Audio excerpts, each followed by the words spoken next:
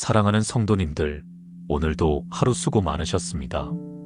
이 시간 함께 시편 23편 말씀을 통해 하나님께서 우리에게 주시는 4가지 놀라운 위로를 나누고자 합니다. 혹시 요즘 마음이 불안하고 무거우신가요? 미래에 대한 걱정과 현재의 어려움들로 인해 잠 못 이루는 밤들이 계속되고 계시지는 않습니까? 사랑하는 믿음의 가족들, 그런 경험 정말 누구에게나 있는 일입니다. 특히 우리가 살아가는 이 시대는 코로나 이후 경제적 어려움과 건강에 대한 불안, 그리고 급변하는 사회 속에서 우리의 마음은 늘 요동치고 있습니다. 하지만 오늘 시편 23편을 통해 하나님께서 우리에게 주시는 4가지 확실한 약속을 발견하게 될 것입니다. 하나님은 우리의 목자가 되어주시고 안식과 회복을 주시며 어둠 중에도 동행해 주시고 마침내 영원한 복을 허락해 주십니다. 이 4가지 진리가 여러분의 마음에 깊은 평안과 소망을 가져다 주기를 간절히 바랍니다. 먼저 시편 23편 전체 말씀을 함께 읽어보겠습니다. 여호와는 나의 목자시니 내게 부족함이 없으리로다. 그가 나를 푸른 초장에 누이시며 쉴만한 물가로 인도하시는도다. 내 영혼을 소생시키시고 자기 이름을 위하여 의의 길로 인도하시는도다. 내가 사망의 음침한 골짜기로 다닐지라도 해를 두려워하지 않을 것은 주께서 나와 함께 하심이라. 주의 지팡이와 막대기가 나를 안위하시나이다. 주께서 내 원수의 목전에서 내게 상을 차려주시고 기름을 내 머리에 부으셨으니 내 잔이 넘치나이다. 내 평생의 선하심과 인자하심이 반드시 나를 따르리니 내가 여호와의 집에 영원히 살리로다. 이 아름다운 시편은 다윗이 하나님과의 깊은 관계 속에서 고백한 믿음의 노래입니다. 양치기였던 다윗은 자신의 경험을 통해 하나님을 목자로 자신을 양으로 비유하며 하나님의 사랑과 돌보심을 생생하게 표현했습니다. 첫 번째로 하나님은 우리의 완전한 목자가 되어주십니다. 여호와는 나의 목자시니 내게 부족함이 없으리로다. 이 말씀이 우리에게 주는 첫 번째 위로는 바로 하나님이 우리의 완전한 공급자가 되신다는 것입니다. 목자와 양의 관계를 생각해 보시겠습니까? 양은 스스로 길을 찾지 못하고 스스로 먹을 것을 구하지 못하며 스스로를 보호할 수도 없는 연약한 존재입니다. 하지만 목자가 있을 때 양은 안전하고 평안합니다. 목자는 양들이 필요한 모든 것을 공급해주고 위험으로부터 보호해주며 올바른 길로 인도해줍니다. 사랑하는 성도님들, 바로 이것이 하나님과 우리의 관계입니다.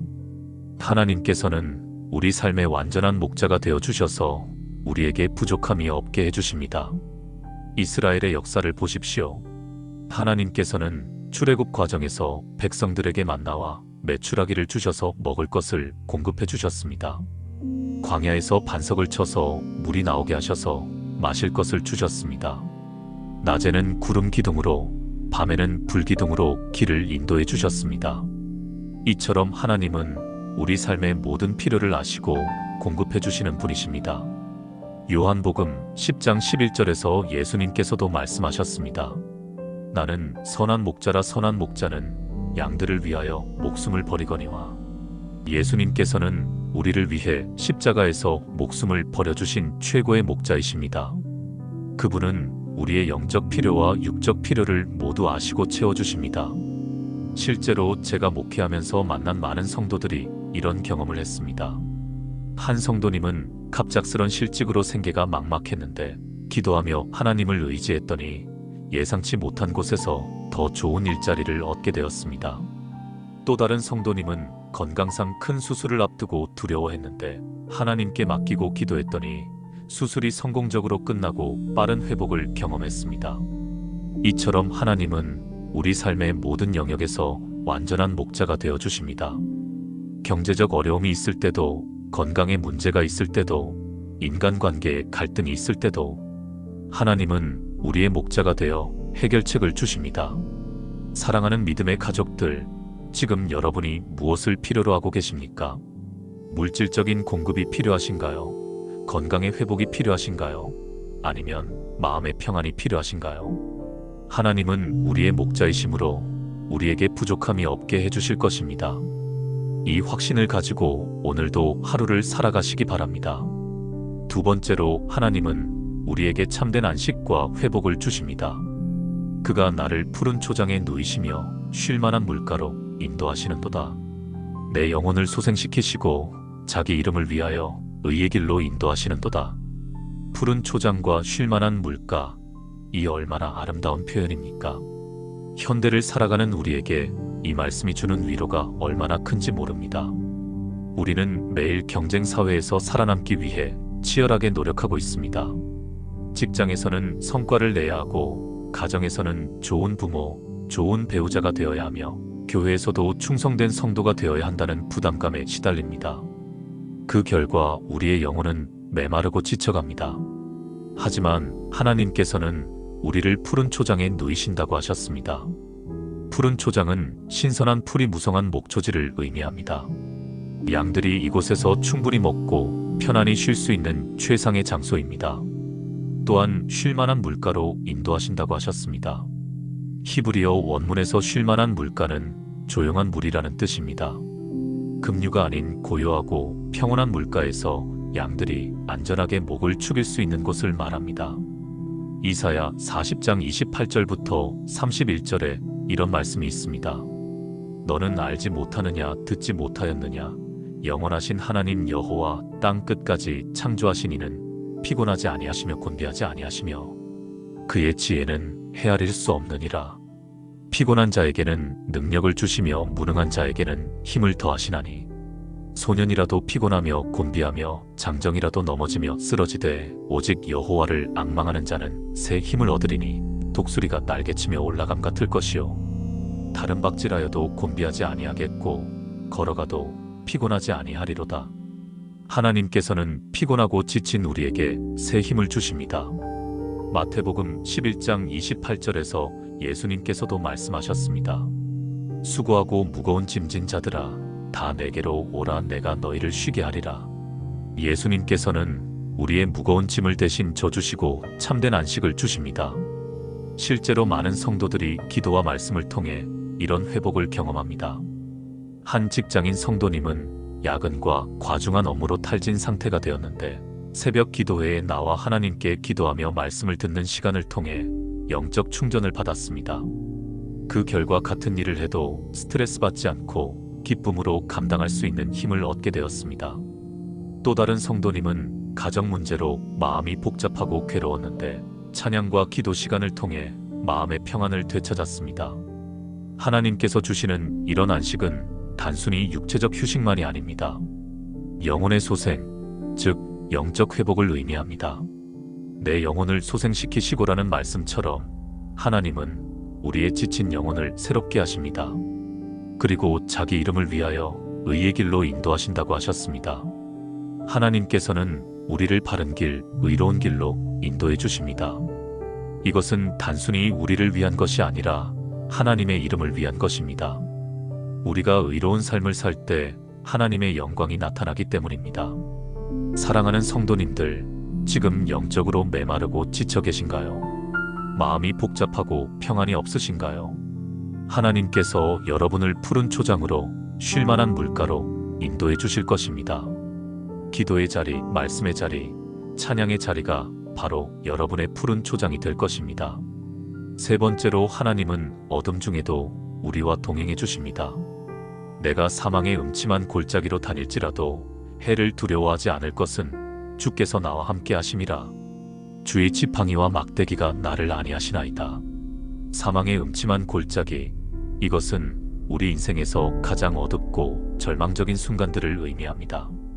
질병으로 생명을 위협받을 때, 사랑하는 사람을 잃었을 때, 경제적으로 파산에 이르렀을 때, 인간관계에서 깊은 상처를 받았을 때, 우리는 마치 죽음의 그림자가 드리운 어두운 골짜기를 걷는 것 같은 절망감을 느낍니다.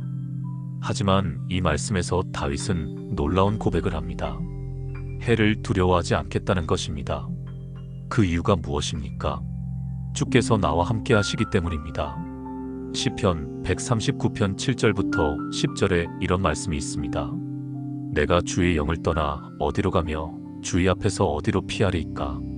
내가 하늘에 올라갈지라도 거기 계시며 수월에 내 자리를 펼지라도 거기 계시나이다. 내가 새벽 날개를 치며 바다 끝에 가서 거주할지라도 거기서도 주의 손이 나를 인도하시며 주의 오른손이 나를 붙드시리이다. 어떤 곳에 가도 어떤 상황에 처해도 하나님은 우리와 함께 하십니다. 하나님의 임재는 우리가 느끼든 느끼지 못하든 상관없이 변함없이 지속됩니다. 주의 지팡이와 막대기가 나를 안위한다고 했습니다. 목자의 지팡이는 양들을 보호하고 인도하는 도구입니다. 위험한 짐승이 나타나면 지팡이로 물리치고 양이 잘못된 길로 가려 하면 막대기로 바른 길로 인도합니다. 또한 양이 절벽에서 떨어질 위험이 있으면 목자는 지팡이 끝에 갈고리로 양을 끌어올립니다. 이처럼 하나님의 지팡이와 막대기는 징계의 도구가 아니라 보호와 인도의 도구입니다. 이사야 43장 1절부터 3절에서 하나님께서 말씀하셨습니다. 야곱아, 너를 창조하신 여호와께서 이제 말씀하시느니라. 이스라엘아, 너를 지으신 이가 이제 말씀하시느니라. 너는 두려워하지 말라. 내가 너를 구속하였고 내가 너를 지명하여 불렀나니 너는 내 것이라. 내가 물 가운데로 지날 때에 내가 너와 함께 할 것이라. 강을 건널 때에 물이 너를 침몰하지 못할 것이며 내가 불 가운데로 지날 때에 타지도 아니할 것이요 불꽃이 너를 사르지도 못하리니 대전하는 여호와 내 하나님이여 이스라엘의 거룩한 이요 내 구원자임이라. 하나님께서는 우리가 어떤 어려움을 겪더라도 함께 하시겠다고 약속하셨습니다. 물 가운데서도 불 가운데서도 우리를 보호하시겠다고 하셨습니다. 성경에는 이런 약속을 실제로 경험한 사람들의 이야기가 많이 나옵니다. 다니엘은 사자굴에 던져졌지만 하나님이 함께 하셔서 사자들이 그를 해치지 못했습니다. 사드락과 메삭과 아벳느고는 풀무불에 던져졌지만 하나님이 함께 하셔서 털 하나도 타지 않았습니다. 바울은 감옥에 갇혔지만 하나님이 함께 하셔서 오히려 그곳에서 복음을 전했습니다. 현대에도 이런 간증들이 수없이 많습니다. 암 선고를 받고 절망했던 성도가 하나님을 의지하며 기적적으로 치유받은 경우, 사업 실패로 모든 것을 잃었지만 하나님을 신뢰하며 다시 일어선 경우, 가족의 배신으로 깊은 상처를 받았지만 하나님의 위로로 회복된 경우들 말입니다.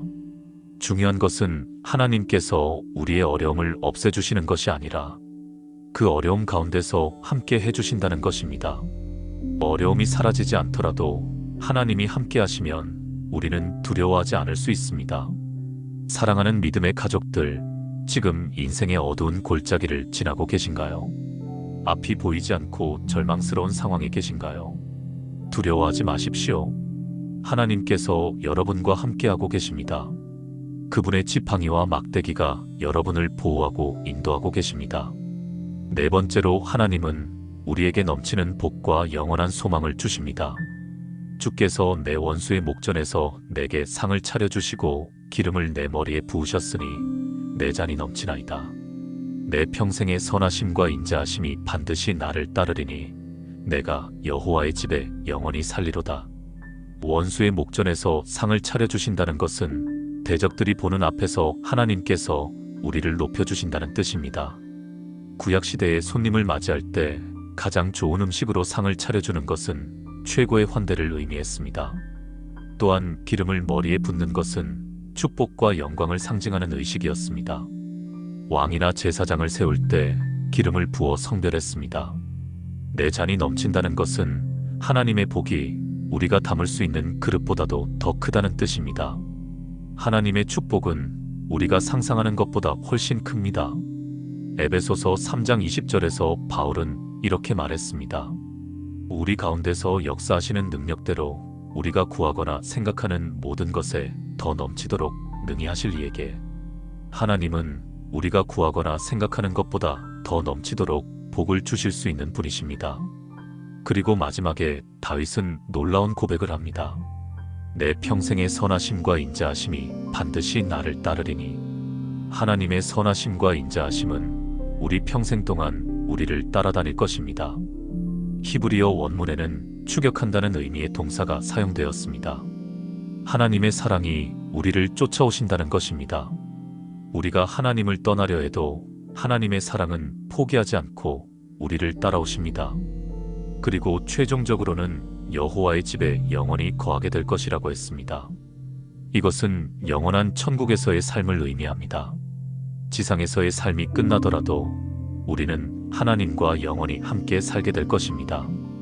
요한복음 14장 2절에서 예수님께서 말씀하셨습니다. 내 아버지 집에 거할 곳이 많도다. 그렇지 않으면 너희에게 일렀으리라. 내가 너희를 위하여 거처를 예비하러 가노니. 예수님께서는 우리를 위해 천국의 거처를 예비해주고 계십니다. 계시록 21장 3절부터 4절에는 이런 약속이 있습니다. 보좌에서 큰 음성이 나서 이르되 보라, 하나님의 장막이 사람들과 함께 있음에 하나님이 그들과 함께 계시리니 그들은 하나님의 백성이 되고 하나님은 친히 그들과 함께 계셔서 그들의 하나님이 되시리라. 모든 눈물을 그 눈에서 닦아주시니 다시는 사망이 없고 애통하는 것이나 곡하는 것이나 아픈 것이 다시 있지 아니하리니 처음 것들이 다 지나갔음이라라. 천국에서는 더 이상 죽음도 슬픔도 고통도 없습니다. 모든 눈물이 닦여지고 완전한 기쁨과 평안이 있을 것입니다. 사랑하는 성도님들, 이것이 우리의 최종 목적지요 소망입니다. 지금 당장의 어려움들이 아무리 크고 힘들어도 우리에게는 영원한 소망이 있습니다. 실제로 많은 성도들이 이런 소망을 가지고 현재의 고난을 이겨내고 있습니다. 투병 중인 성도님이 천국 소망을 가지고 평안히 치료받으며 오히려 주변 사람들에게 복음을 전하는 경우, 경제적 어려움 중에도 하나님의 때를 기다리며 성실히 살아가는 성도들의 모습에서 우리는 신앙의 힘을 봅니다. 하나님의 선하심과 인자하심은 우리 평생 동안 우리를 따라다닐 것이며 결국 우리는 하나님의 집에서 영원히 살게 될 것입니다. 이제 정리해 보겠습니다. 시편 23편을 통해 우리가 발견한 4가지 놀라운 위로가 있습니다. 첫째, 하나님은 우리의 완전한 목자가 되어 주십니다. 우리에게 부족함이 없도록 모든 필요를 채워 주십니다. 둘째, 하나님은 우리에게 참된 안식과 회복을 주십니다. 푸른 초장과 쉴만한 물가로 인도하셔서 우리의 지친 영혼을 소생시켜 주십니다. 셋째, 하나님은 어둠 중에도 우리와 동행해 주십니다. 사망의 음침한 골짜기를 지날 때도 함께 하셔서 우리를 보호하고 인도해 주십니다. 넷째, 하나님은 우리에게 넘치는 복과 영원한 소망을 주십니다. 이 땅에서도 풍성한 복을 주시고 최종적으로는 천국에서 영원히 함께 하시겠다고 약속해 주셨습니다. 사랑하는 믿음의 가족들, 이 4가지 진리가 오늘 여러분의 마음에 깊은 위로와 소망이 되기를 간절히 바랍니다. 오늘 이 말씀이 여러분의 마음에 새겨져서 어떤 어려움이 와도 흔들리지 않는 믿음으로 살아가시기를 바랍니다. 혹시 지금 경제적으로 어려우신 분이 계신가요? 하나님은 여러분의 목자이심으로 부족함이 없게 하실 것입니다. 마음이 지치고 영적으로 메마른 분이 계신가요? 하나님께서 푸른 초장과 쉴만한 물가로 인도해 주실 것입니다. 인생의 어두운 터널을 지나고 계신 분이 계신가요? 하나님께서 함께 하셔서 두려움을 물리쳐 주실 것입니다. 미래에 대한 소망이 없어 절망하고 계신 분이 계신가요? 하나님의 선하심과 인자하심이 평생 여러분을 따를 것이며 영원한 천국이 여러분을 기다리고 있습니다. 시편 23편의 모든 약속은 오늘도 살아있고 유효합니다. 이 약속들을 붙잡고 오늘 하루도 승리하시기 바랍니다. 여러분이 이 말씀을 통해 위로받으셨다면 좋아요 버튼을 눌러주시고 댓글로 여러분의 간증과 기도 제목을 나눠주시기 바랍니다. 함께 기도하며 하나님의 은혜를 나누는 채널이 되고 싶습니다. 구독과 알림 설정도 해주시면 앞으로도 유익한 말씀으로 찾아뵙겠습니다. 사랑하는 성도님들, 오늘 하루도 하나님의 크신 사랑과 은혜 가운데 거하시기를 축복합니다. 여호와는 여러분의 목자이심으로 부족함이 없으실 것입니다. 하나님의 평강이 여러분의 마음과 생각을 지켜주시기를 간절히 기도합니다.